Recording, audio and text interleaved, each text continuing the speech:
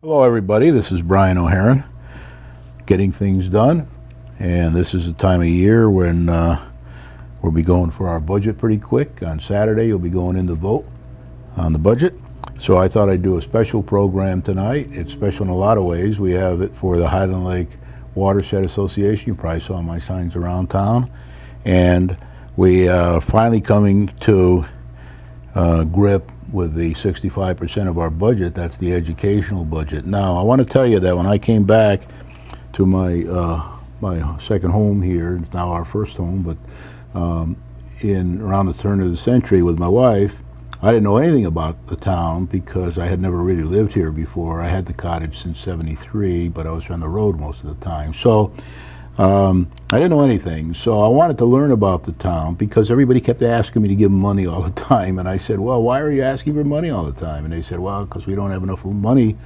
to take care of the lake and to other things we want to do in town for our schools, blah, blah, blah. So I started to study it, and when I talked to people at the lake, they often said to me, well, Brian, either they weren't concerned at all about things until it was tax time and they wanted to enjoy the lake, not worry about things, but they always worried about the taxes.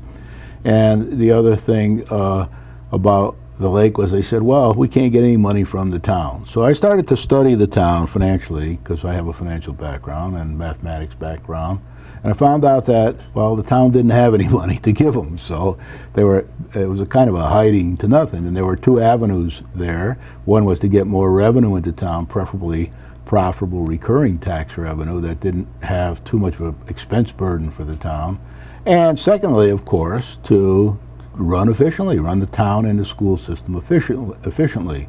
And since the school system is 60% of our budget, 65% or so, maybe even a little more now, it's very, very critical for us to watch that and manage it, astutely. And I saw that right away. It didn't take too long to see that because there are a lot of inefficiencies in this school system. But anyway, at the time, I started to watch a program that was on local channel 13, and it was John Gauger's program. And John did a lot with numbers. He had a financial director on the program once in a while with him, especially around budget time. And he was very interested in running the town efficiently and the school system efficiently. And of course, again, the school system always gets the most attention, or the least attention. It should get the most attention because it's 65% of the budget. There's a lot of overlap. We have some peculiarities in town in that we have a semi-private high school, a legacy, and all that kind of thing. So I started watching it, being very intrigued. I was very impressed by it all. And eventually, as I was studying the town, I found out more and more that John was right about most of these things, and that we had to. So I got involved, and I wrote a green paper of my thoughts, and I included a couple pages on cost savings. Most of that stuff on the cost savings was from paying attention to John on his TV program, checking out the facts around town, and talking to the Taxpayers Association and everything else. So that's when I went to all the commissions. I went to the selectmen a few times with my paper, and I got a TV program going about 4 years ago. And I just keep pounding away that we got to, one way or another, lick these problems. Well, after many years of trying, probably 15 or 16 years, one way or another, we're getting closer to one of John's dreams, and that is that we finally may be getting to get a handle on this education budget and take some steps on Saturday, if the budget gets approved, that will take us down a day, and then we can start preparing for even more savings in the following year, which I hope we talk a bit about tonight. So with that, I want to now introduce you to my guest tonight, who is John Gauger. And you're going to see some signs up in back of us during the program because, things are getting tough up there on the lake. Now, let me just say, John has a wonderful background in town, and that his dad was very interested in these same subjects that he's interested in. John's been mayor of the town, been chairman of the Democratic Town Committee. He's been a selectman, and he's been president of the Taxpayers Association. So he's got a lot of experience, and I wanted him here tonight to share it to you before this, what I consider to be very, very critical vote on Saturday. Welcome, John. Thank you, sir. Well, we've had this discussion for many years, and my involvement with the town goes back now probably 30 years if you want to do just the part where you're selectman and politician, or right back to my birth. I was actually born here in Winstead. But one of the things that Brian and I have always talked about is I walk around a lake and he stops in his truck and talks to me, is that we have approached budgeting in Winstead from two perspectives. My perspective has been efficiency and cost cutting, and he has understood that from his background and has gone forward with revenue generation. So you need both components. You need the revenue generation, you need the growth, and in the state of Connecticut, growth in a municipal budget comes through growing your tax base, and growing your tax base means you're building new buildings and building new developments and having people move in. That is the primary source of revenue in the local budget, and that is done through taxation twice yearly on real property, real property, real estate, and once a year on automobiles. The components of the budget, and I'm just going to do this off the top of my head, but of the 100% of the revenues collected in town, the collection rate varies anywhere from 95 to 99%. You never get 100%. In the poorer years, it might go down to 94, 95% of revenue collected. And the mill rate is adjusted to incorporate those that don't pay by charging us a little bit more. And as we go through this process and people catch up and pay their bills, or their houses are foreclosed through tax liens, etc., you collect that way too. But it's an onerous thing in the state of Connecticut in the sense that you pay 18% on any unpaid taxes, you have a lien, and then you have a superior court action if you're foreclosed, or you have an actual sale of your asset, and it's not pretty and it's not good. But what is happening with, I would say since 2007, 2008, is we have seen a tremendous decline in the economy. We have seen a tremendous number of jobs either disappear or move out of state. And we have seen a stagnation pretty much across the state and across the Northeast in growth in grand lists. So the only way you really have to attack the problem at this particular point in time is through efficiencies and reducing your grand list, or reducing your cost structure, your expenses. We have two components of the budget, really. We have the monies that are generated from local property tax, and we have monies that come from the state and the federal government through the state, which amount in the $30 million budget to approximately $8.5, $9 million. So I'm throwing these figures off the top of my head. 66, 67%, 2/3 of the budget is funded locally, and 1/3 comes from sources that we don't control.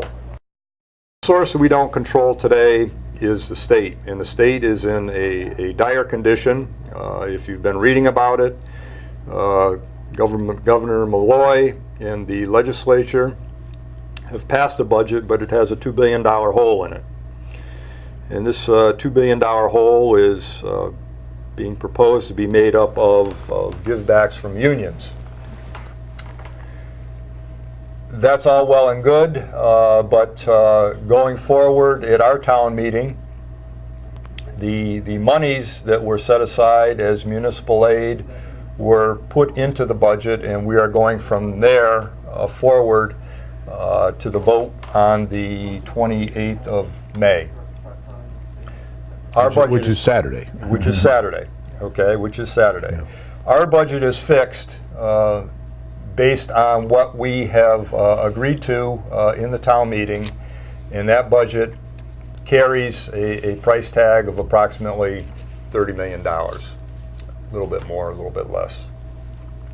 Approximately 2/3 of that is education. What we're seeing is, since the years that I was in office, and that was back in the late 80s and early 90s, the number of kids in the town has decreased tremendously. Number one. Number two, the town has gotten older. If you go and look at the various census data from 1990 and 2000, you'll see that we as a community are graying and the number of kids is declining substantially.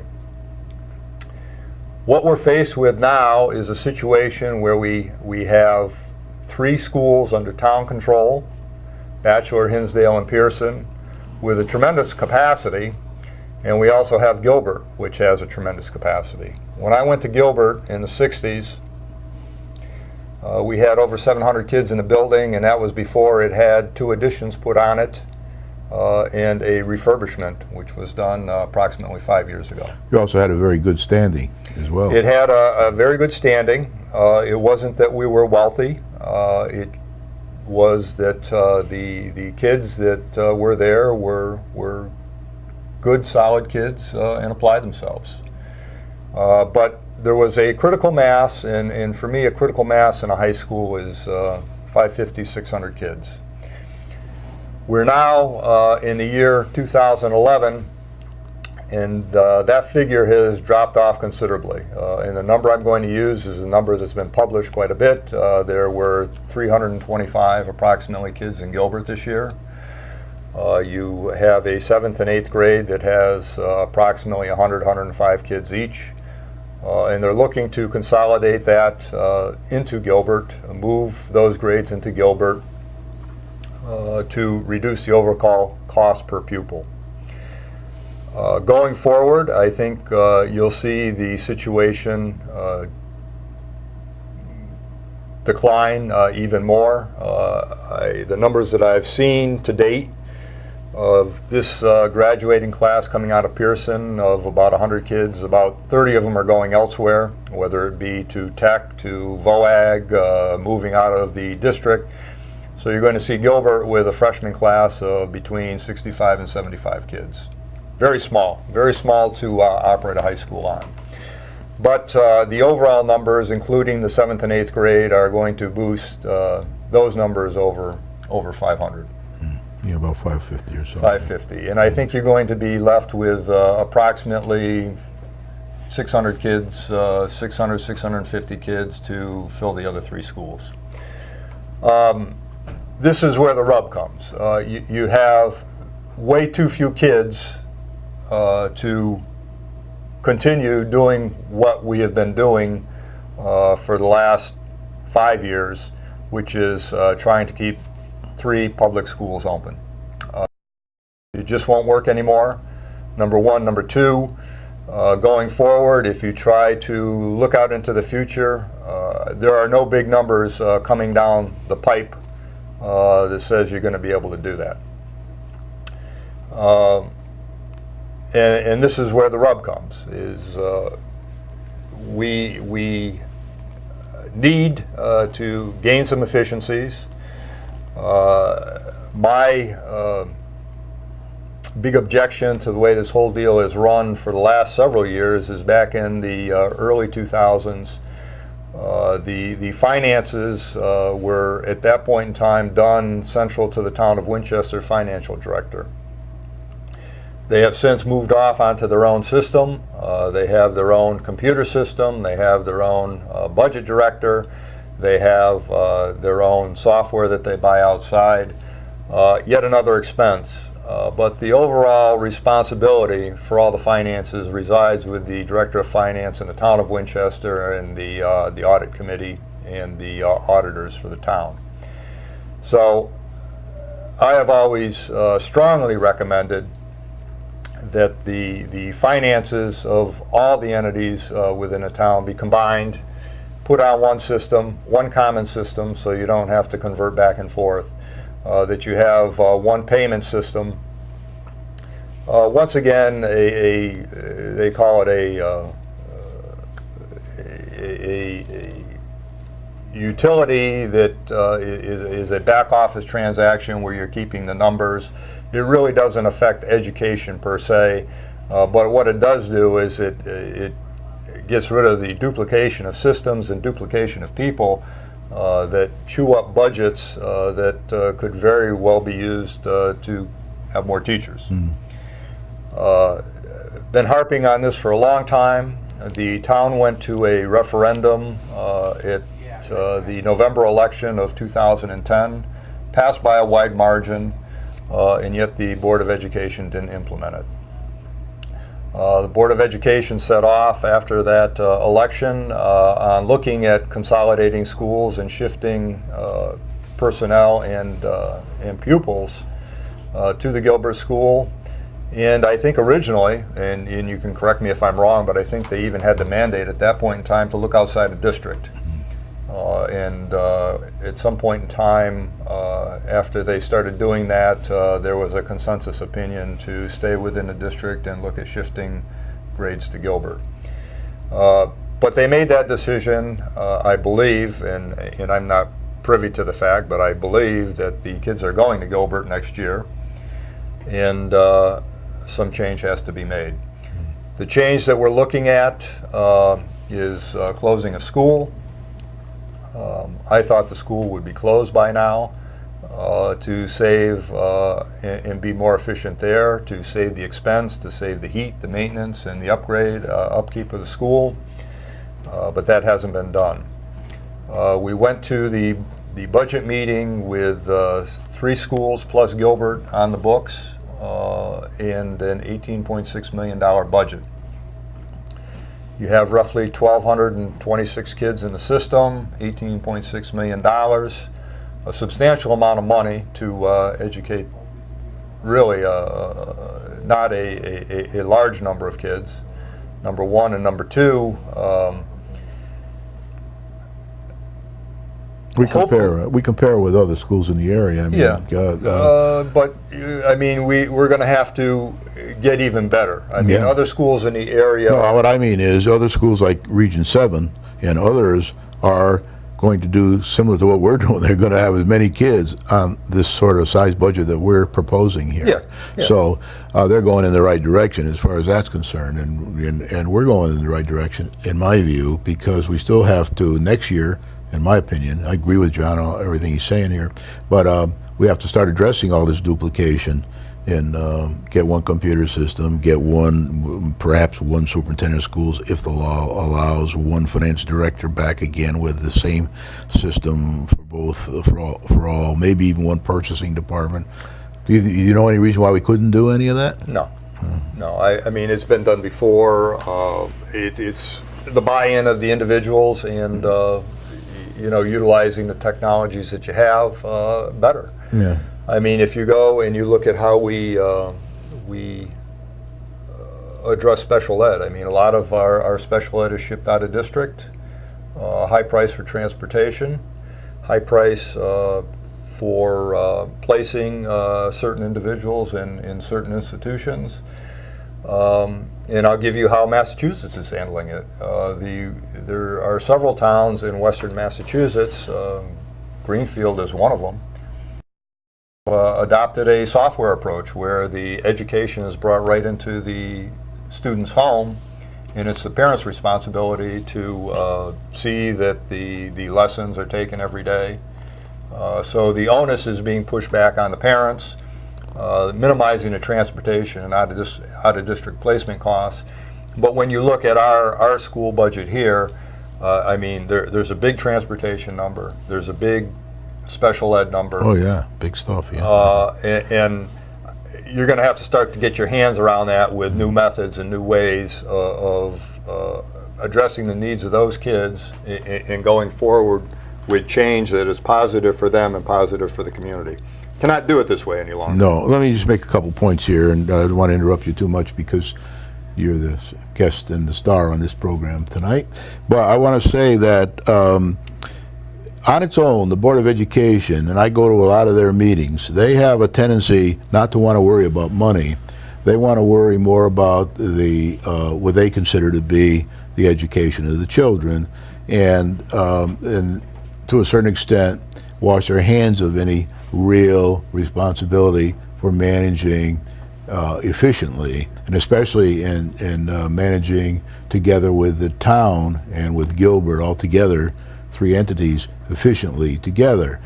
Now, the selectmen only have control over the bottom line, and that's the finance board too, the selectmen. So they only have control over the bottom line of the Board of Education budget. So they have to take action on that alone. They can't go in and make recommendations. They can do it off record. They can have meetings and things, and they can talk about things, but they don't have the power to do anything except reduce the bottom line. It's always been my argument, just like in business, just like in my own family and everywhere else. Sometimes you just have to go ahead and reduce that bottom line enough to wake everybody up and to get their attention and to get them working on the real problems, which is how do we get a cost-efficient education, which in the end will be better for the children than perhaps the way we've been doing it in the past. So this budget this year is designed to balance a little more the resources between the town, the fund balance, and the schools. And there is no place else to take the money from because the schools have most of the money, 65% of it. So the selectmen, for the selectmen at least, decided to reduce the bottom line, to not grant monies asked for by the Board of Education in excess of last year, and also to cut some of the budget because they moved the students to Gilbert, which was decided would save a certain amount of money, and also that they want to go to the state and ask them to reduce our minimum budget requirement, which you might have some comments on later. But basically, it's kind of sensible. I mean, if you're downsizing and you're reducing your need for students, money for students, then you have to kind of go to the state and say, look, you can't keep asking us to put in more and more money into our school system when we're downsizing.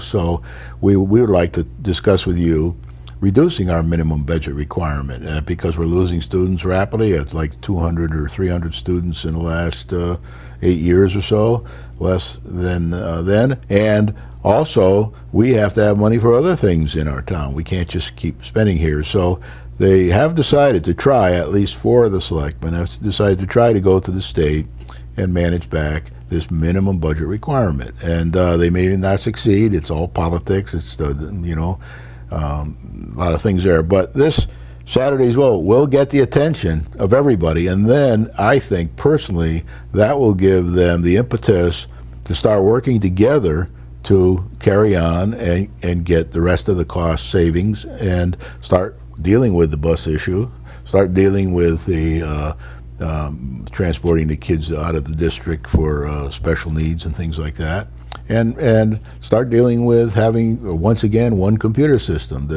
They have two now that don't even communicate with each other. Very difficult. They try to... Hard in this day and age, isn't it? Yeah, I know that. So this is a kind of a, hey, as a lot of people tell me in town, it's about time.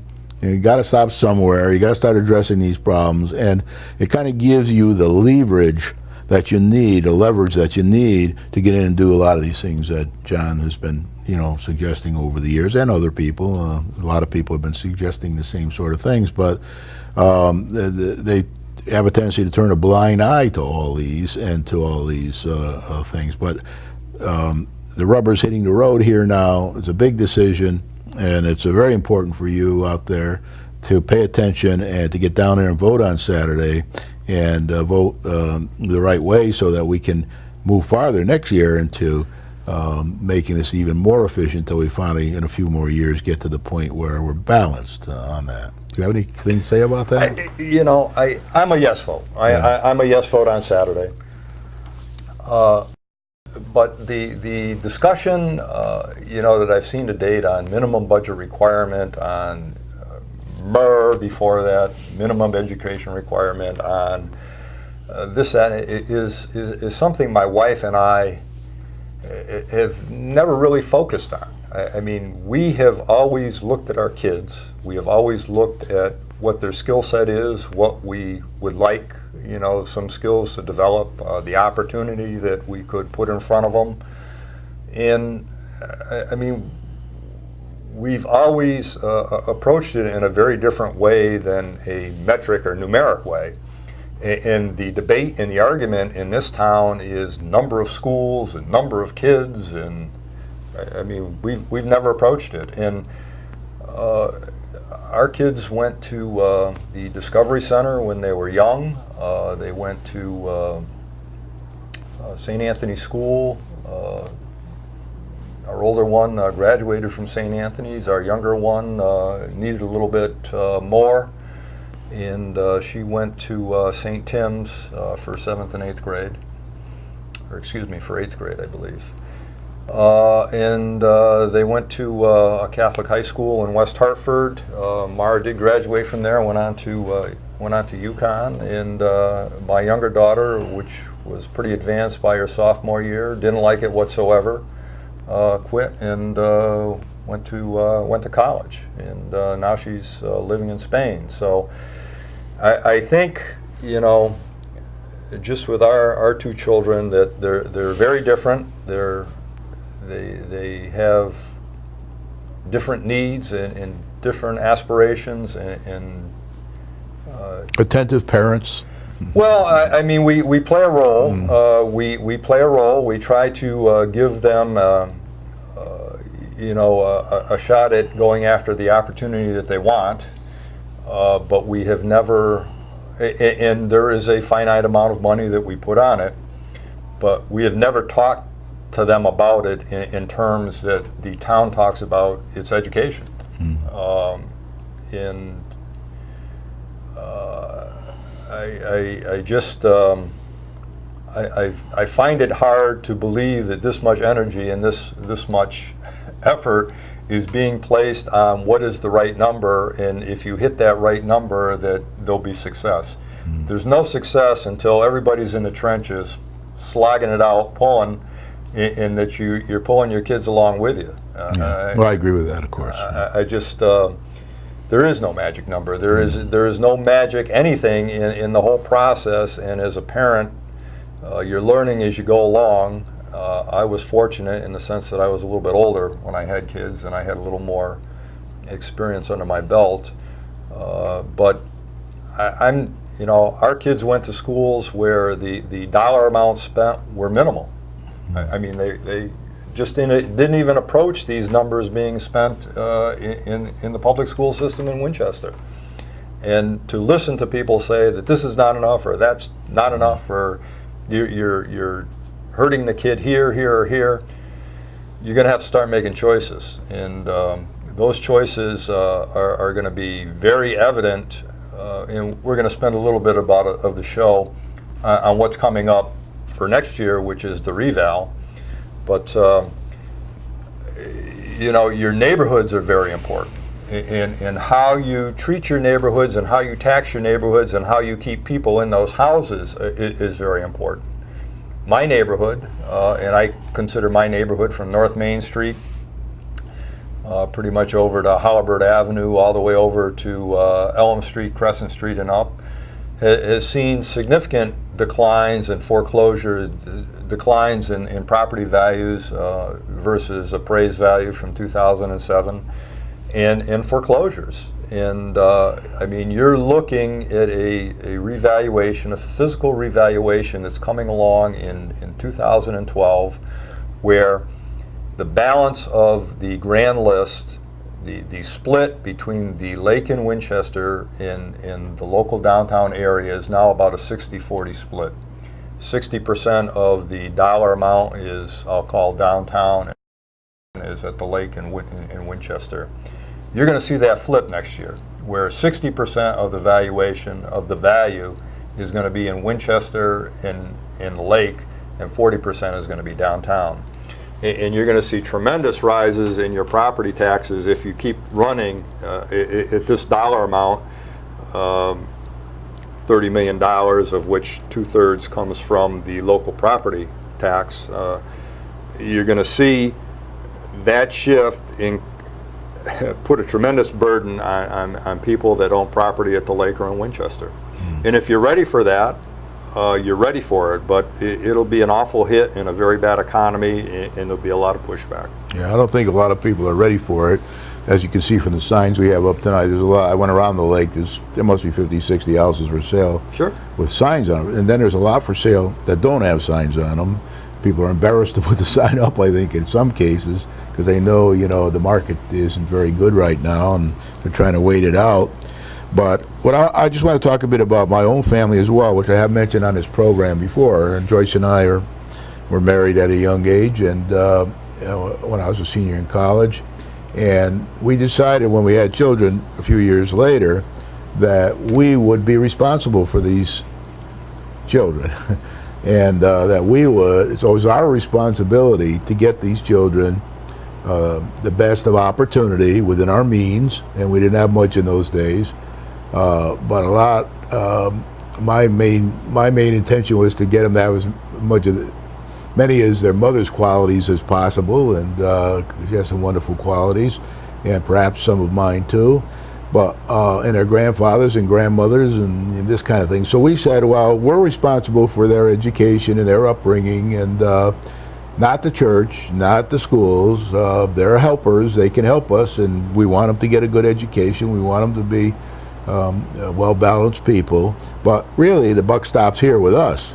And we have to be able to give them the best that we can do as a family, and the best that we can do financially. So when we traveled a lot, my wife went to 9 colleges, because I kept moving all the time in my job. Some of them were outside of America, and the kids were bounced around from school to school. They always went to good schools because I always picked the towns that had the better schools, and I traveled to work then.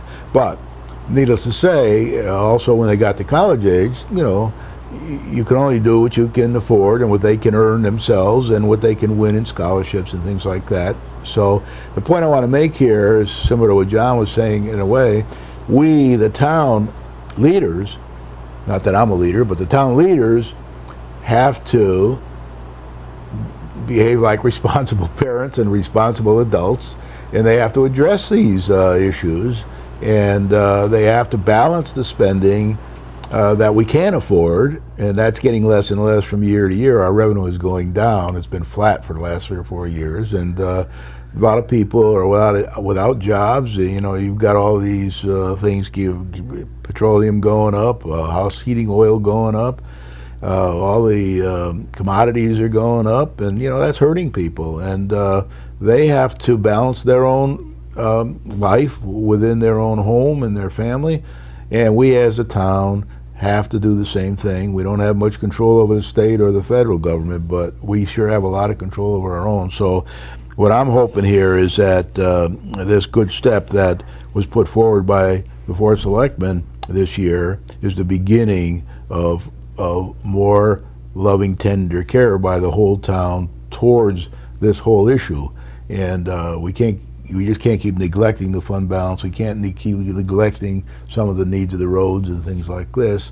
So that's kind of where I'm coming from on it. I'd like to see all of us behave like, mature, responsible parents for the town. And that's kind of what's happening here. And then I hope next year we can take, if this budget passes on Saturday, that we can then begin to address some of these real inefficiencies that we have in the system. And in my life, I've been a troubleshooter most of the time around the world, and this is leverage for us. This is a mixed blessing, this recession. On one hand, it's not good. Nobody wants it, but it's forcing families and towns to address these issues, and hopefully the state as well.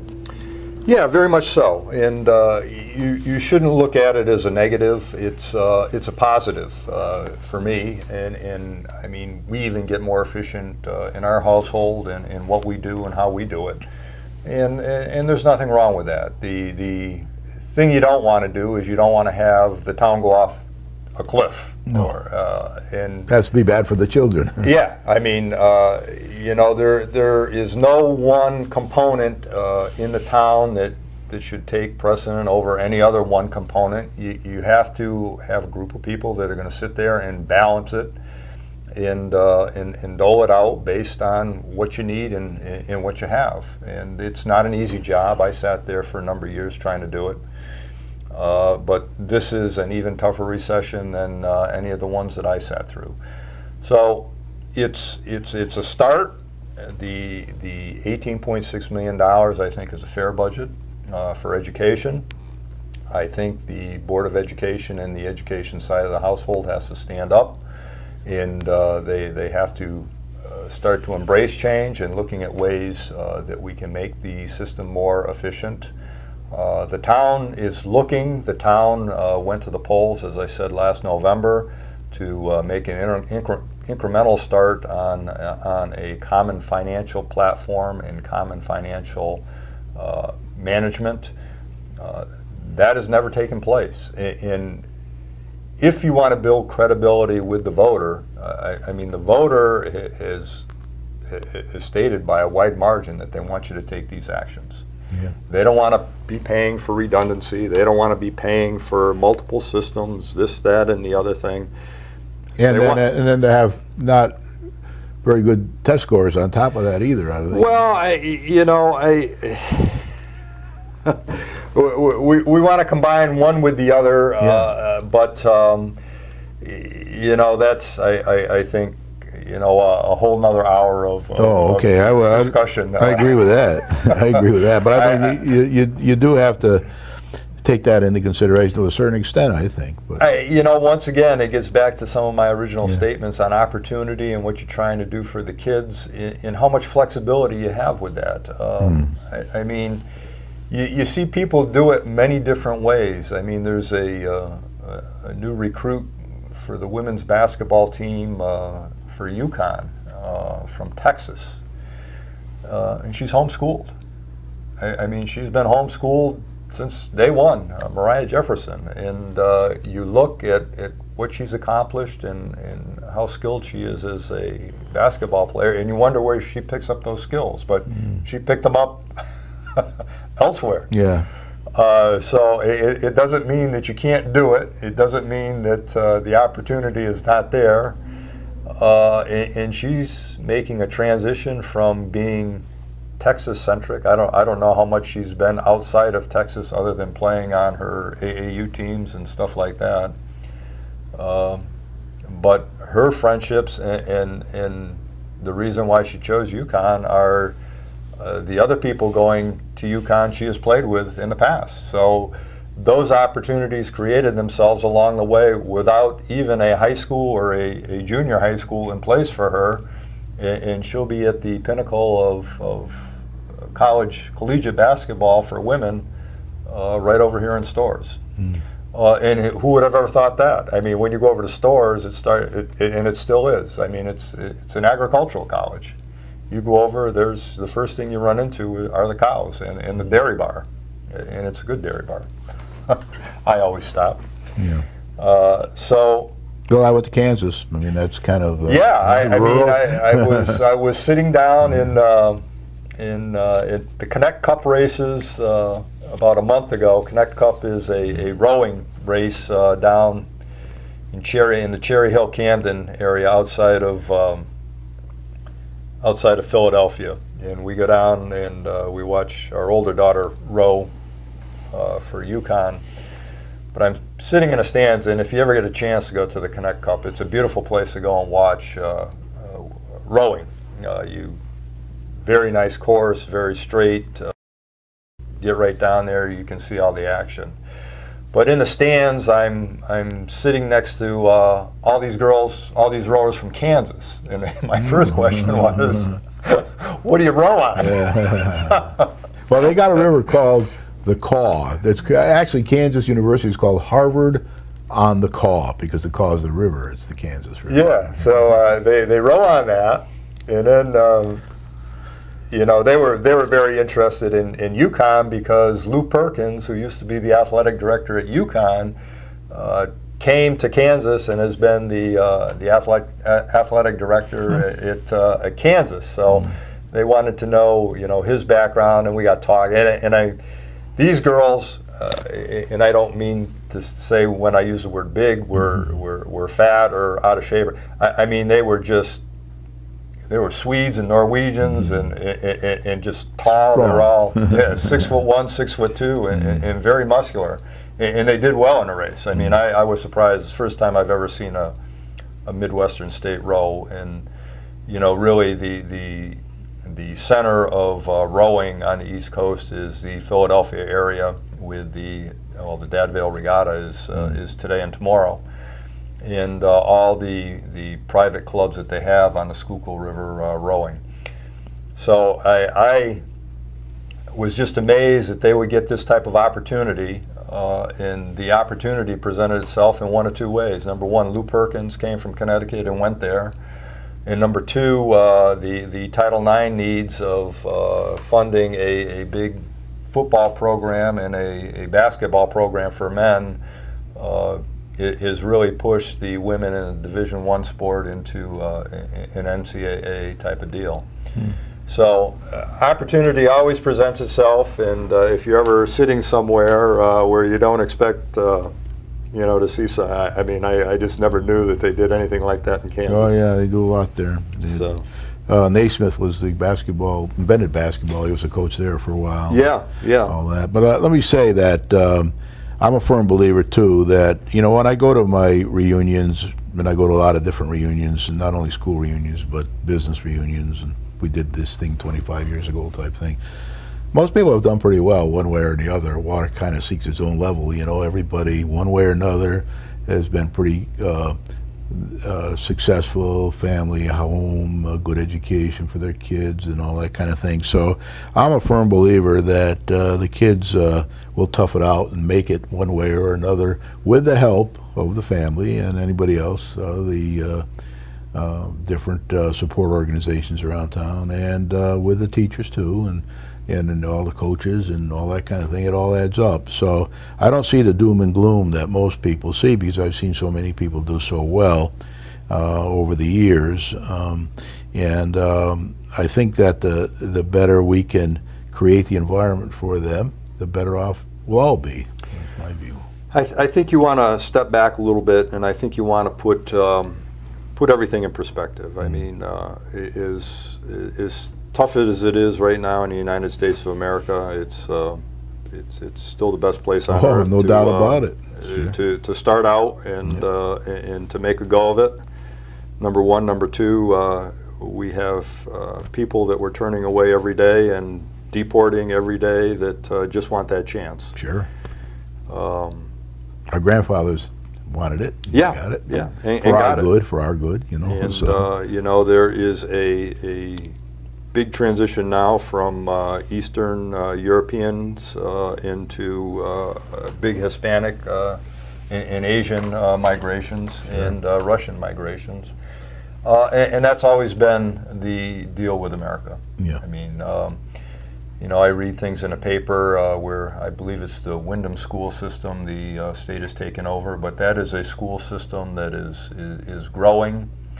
And it is changing exponentially, in a sense that the number of Hispanic kids in the system is growing rapidly, and they haven't been able to deal with it. We have a different situation here, in which we have a town that is getting older and graying, and the number of kids is dropping precipitously. And find a way to get them opportunity and to get them critical mass. And I use this word a lot, but you need a certain number of kids put together so that they can grow and expand together, and they can exchange ideas, and they can have dreams that they can share with each other, and go out on those dreams and come back and tell stories. Good. So assuming this catalytic budget passes on Saturday, that we've all been hoping for It's for going so to pass. long. It's going to pass. What is our next step? What do we do next year to prepare?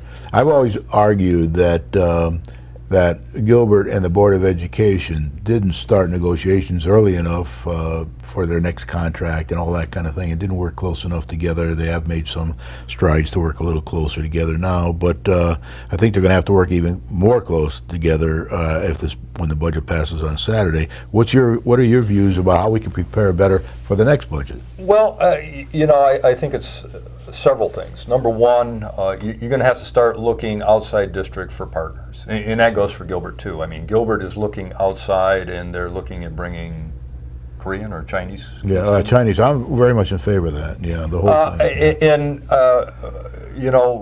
My kids went to Northwest Catholic, and Northwest Catholic did that in the early '90s, and it's very difficult to do since 9/11. It is very, very tough to do. Both financially and in terms of State Department requirements. And I'm not going to say that it's going to be the panacea that everybody thinks, and you're going to get $40,000 and it's going to be okay. It's tough to do. Yeah. Number one. Number two, to do it, many of these kids, and my daughter is going to a high school in Spain right now. Many of the European and Asian kids go to high school longer, and they have a different path where they either go on to college or go on to a trade. And the school that my daughter is in is a path to a college preparatory type course, but she goes to school in trailers. Mm. And there is no extracurricular activity like basketball or this. That's all bought outside the home. I know. Yeah. So it's very different, and to take these kids and try to immerse them into this type of situation here, I would say it would probably be easier for Gilbert to try to do something with a local community college rather than replicate courses that. I mean, these kids are probably buy much of what Gilbert teaches. Yeah. I mean, that and the housing situation in the State Department. My daughter has to file a monthly report with the State Department here and with the police department in Spain. Yeah. I mean, they keep very tough tracks, very, very close dibs on the whole deal, because when you look at how the 9/11 bombers came into the country, they came in under educational passports where they were going to learn flying. So that's a tough route. But if they're successful, I give them all the credit where the credit is due. I just think you're going to have to look on a regional basis and look at how the assets are being utilized and what the state is not going to fund going forward, and how you're going to use what you got. You have the same situation in Colebrook. Colebrook just declined a budget that included making improvements to the center school, where they want to consolidate their elementary school with Norfolk. You have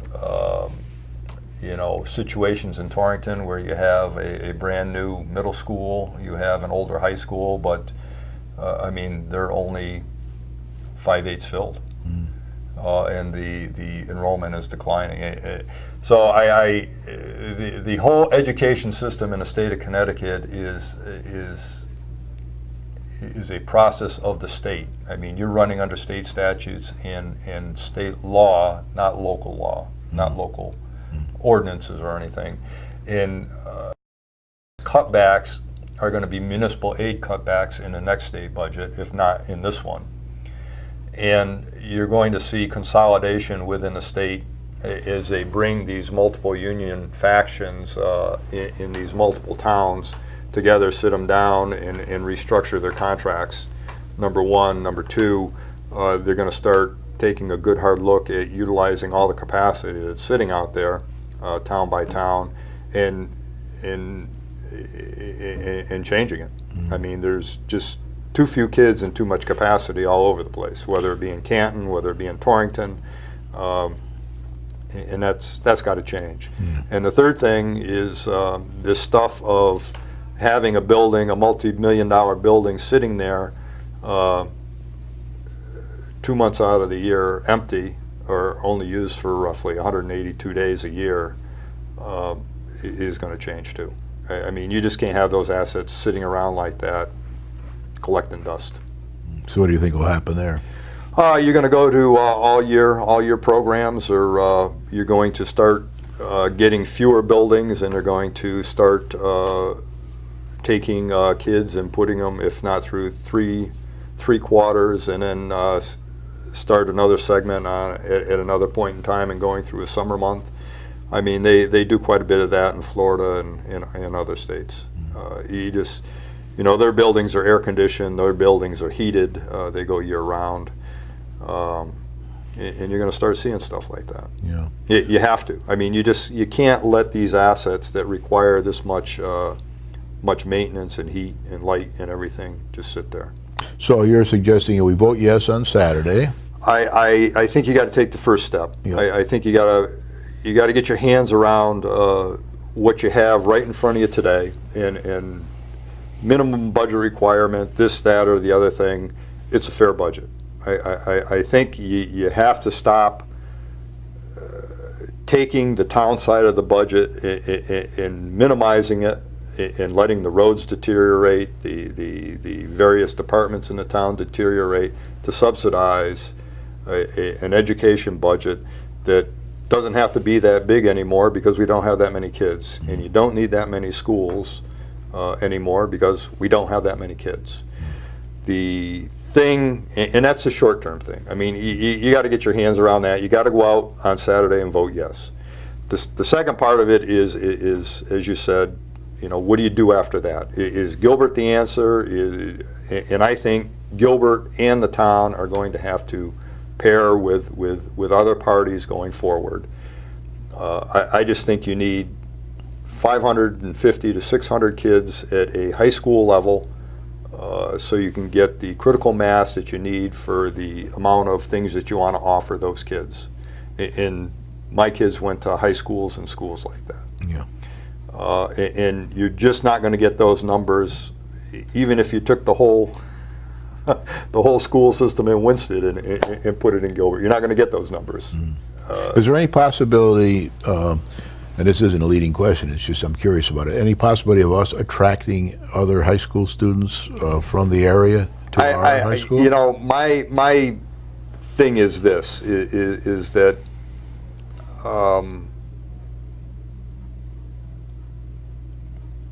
I think there's too much capacity at a high school level. Gilbert had that at one point in time 30 years ago before regional, and they decided to go a separate way, and you then came up with the regional school, and the demographics shifted to where the demographics in the outlying areas grew and the demographics in the Winsted and Winsted proper area shrank. I don't know. I think Gilbert is going to have to incorporate itself with the local community college and with Northwestern to minimize across the board building anything new in the area. I mean, Gilbert has got a good facility. It's updated, new. Northwestern has a good facility. But, I mean, maybe you start doing something where Gilbert becomes a middle school and you move all the high school kids up to Regional 7. But you have to start doing creative things such as that. That's going to be forced on you by the state because they're not going to bond to build any more new buildings. I mean, you're going to see the state pull back, especially on bonding, especially on all this stuff that has to do with buildings, and until they get some type of feel of, what do we got and what do we need going forward, and how can we spread that amongst most people. Okay. Well, look, we only have a few minutes left, 1 or 2 minutes, so I want to thank you for all the work you've done over the years when I wasn't even around, and the last 20 years or so. And well, all the help. You were here in spirit. and all the good you've done for everybody and the town, and the fact that you've been right on most of these issues. I don't always agree with some of the other issues in the way to approach things, but I'm certainly happy to see you involved. And I always tell everybody I get along with almost anybody in town. There's one or two people that I don't see eye to eye with, but everybody has something good to offer, and everybody has something good to contribute, and it's up to everybody to listen to people and to form their own opinions. But the best thing you can do now, you independent or you unaffiliated people, we used to be independents at one time, but unaffiliated people, which is 3/4 of our voters almost, maybe a little less, 60% or so, and Democratic voters, Taxpayer Association, Republican voters, let's get out there on Saturday, let's pass this budget, and then let's demand that we have more efficiency in the system over the next years, so we can deal with this very, very, very difficult situation that not only we're in, but the state's in, the government's in, and the world to a certain extent. I also want to point out to you that, you know, we are getting a lot of foreigners into our colleges still, especially at the graduate level, you know, more than 50% of most of the tech schools and most of those kind of schools. And we have a lot of real kids that are really trying to make it through our local college here. They all work, they got all, you know, part-time jobs, they take a few courses, they come from all over the place, and they're very positive, and one way or another they're trying to get through this. So let's get out on Saturday, let's vote, pass the word along to your neighbors and friends and relatives, and let's do our best to help the children in this town. Thank you. Thank you.